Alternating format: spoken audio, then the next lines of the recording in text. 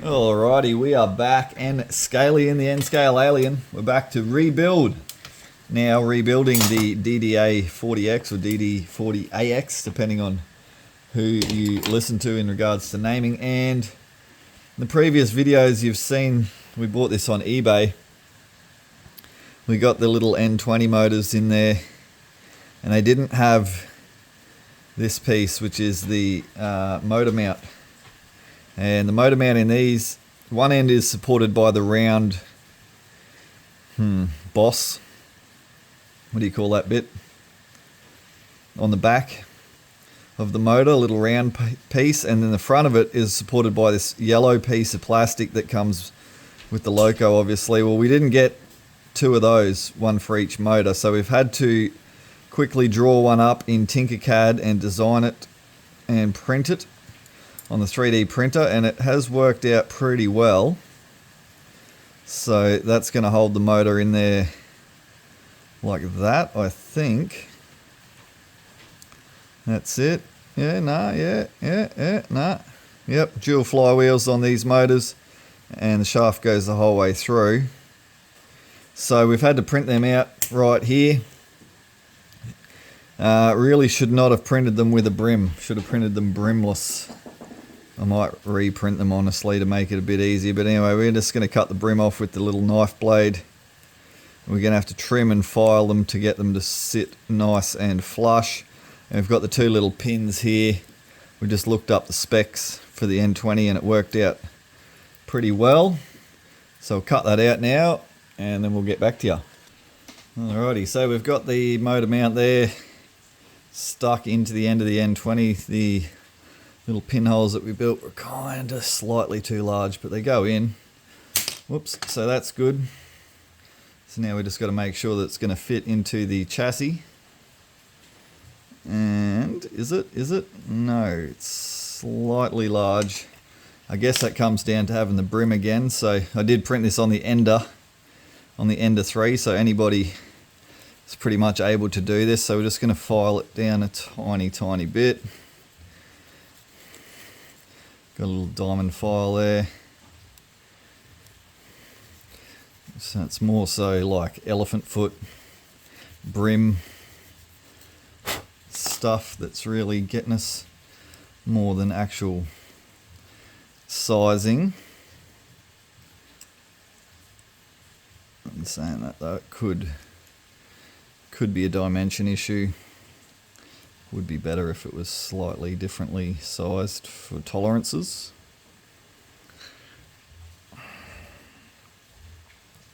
It's definitely going to work. Okay, so we got one that's in there good, and the other one now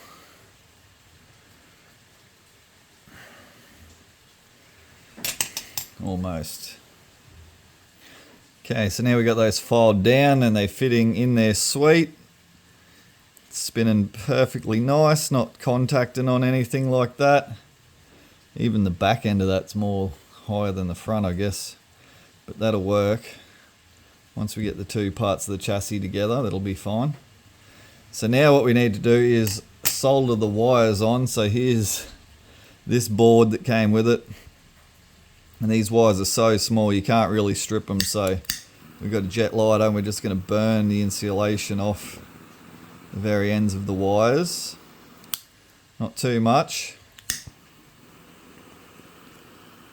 just a little bit.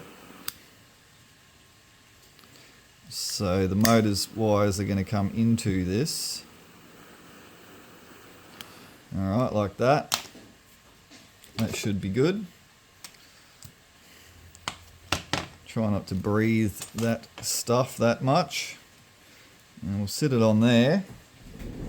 Take out solder and iron. This one's a lot smaller than I normally use. This one's 25 watts. I always just use an 80 watt, but because this stuff is very, very tiny and precise, let's see if we can do it. Yep, that's working.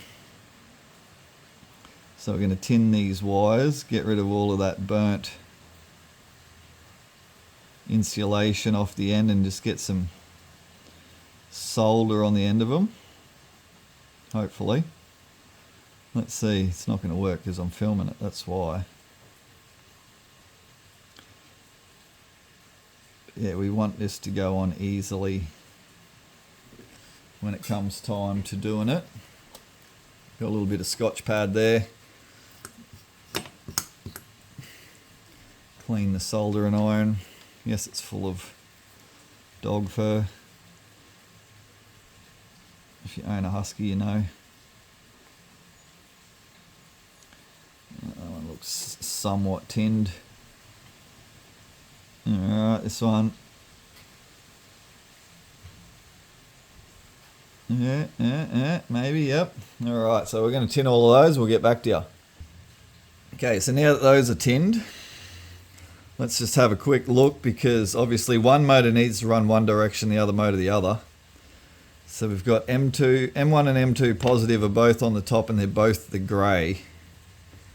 So I don't know whether this board is going to reverse them for us. It doesn't really look like it if we follow the trace on the back. Both of the grey wires are the same and both of the yellow are the same. So we'll take our motors, and this is the fiddly part, right? Because it's easy to mess this up. We'll put orange on the bottom over here. Where's my solder?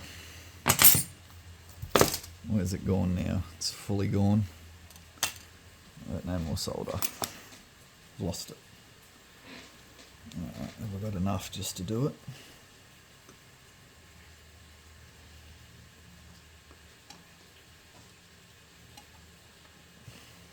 No. Alright, it's going to suck. But anyway, you got the you want the smallest solder that you can possibly get with flux core, and then we're just going to tin the terminals, whatever they're called, on the motor. Nice fresh glob of solder on each one.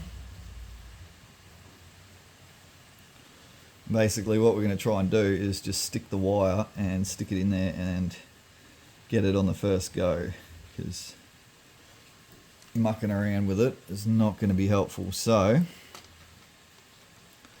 we'll line these up and we'll put them on opposites. So orange at the bottom over here.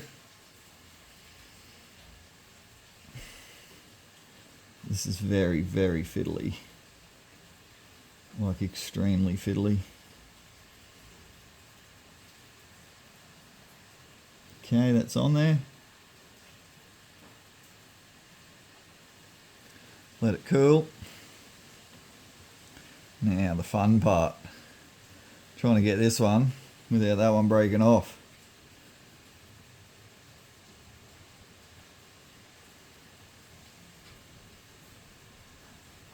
Or melting the plastic in the whole motor.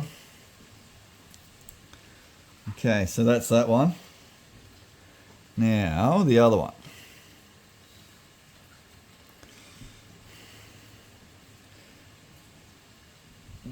Which way do we want to go with it? I don't honestly know.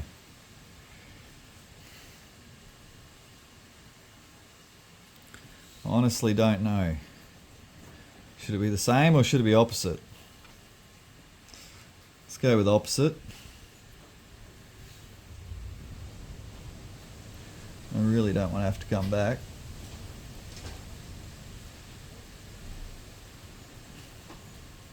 It's not stuck very well.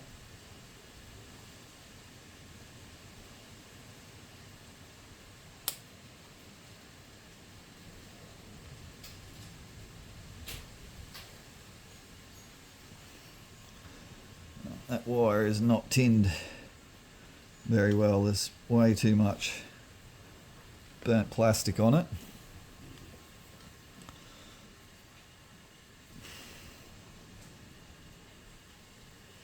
There's massive amount of solder on my iron, which is not good. There we go. If I can hold that there while it cools. Okay.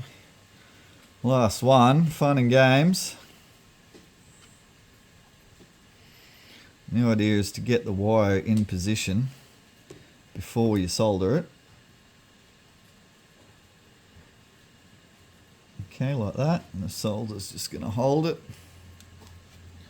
Okay, so that's something. Whether it's any good, we don't know.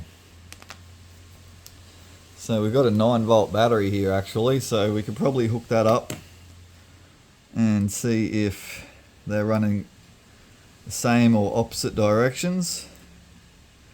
And then we don't actually know. Do they need to run the same or opposite directions? If we look at the worm gears of the two bogies, considering they're going to be like that,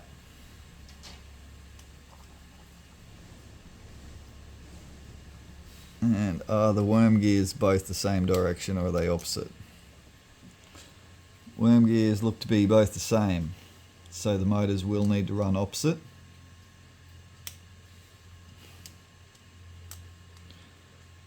Just looking at how it operates. Spinning the drive shaft over the top makes both the bogies move to the right.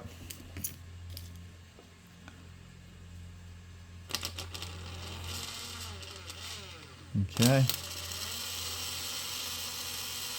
So that's good, they're both running. What direction are they going? They look to be going the same direction, which is a start. Alright, so I think we are on, fish on, as they say in the biz. So now we just need to get those motors situated into the chassis with their 3D printed motor mounts. And without breaking any of these wires off and all that fun stuff. Without the wiring earthing out on the chassis either side at all. It's going to be a lot of fun, I tell you what. So fiddly and scale, but that's what we enjoy, isn't it? Just poke, prod, push. That looks reasonable, and that one there looks okay. Really, that wire probably should go up and over, as in through that direction possibly.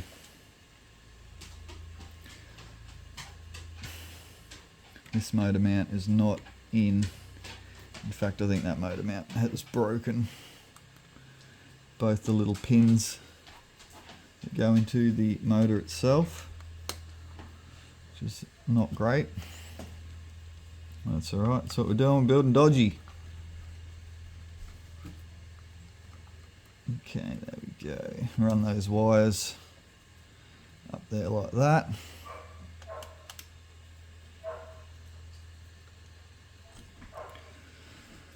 Okay, now we didn't end up 3D printing out different plastic washers for here, although we definitely realistically need to.